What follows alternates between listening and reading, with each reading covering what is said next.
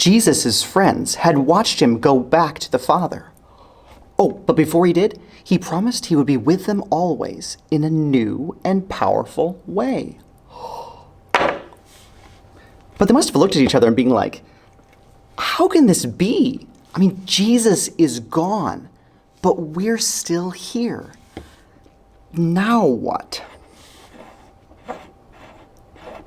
It's a great question, isn't it? So, let's pick up the story in Acts chapter 2. Now, this talk was inspired by the work of Jerome Berryman, the founder of Godly Play. And I think you're going to dig this. All right, here we go.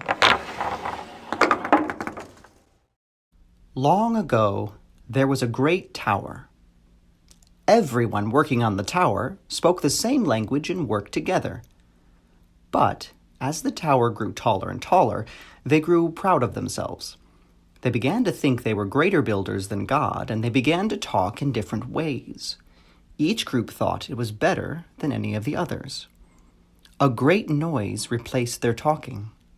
They could hear the noise, but they could not understand each other. Their words sounded like babble. And so the people abandoned the tower and called it the Tower of Babel. The language of all people was broken into splinters. Each one was beautiful, but it was broken, and the people were scattered. Many years passed. After Jesus rose again, he gathered his followers together. He led them up a hill outside of Jerusalem. Now I am going up to the Father, Jesus told them, but soon the Holy Spirit will come down.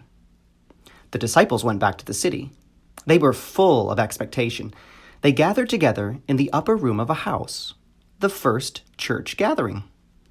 Suddenly, there was a sound like a mighty wind rushing in to be with them, the Holy Spirit.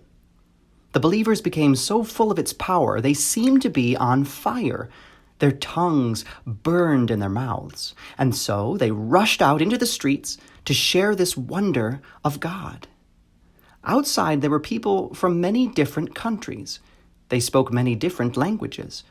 But everyone could see these people had come close to God, and God had come close to them in a new way. It no longer mattered that they spoke different languages. Somehow, when they spoke that day, everyone understood. All the people wondered, what could this mean? Was all the babble turning back? Becoming undone somehow? Could all the scattered pieces come back together in a new way?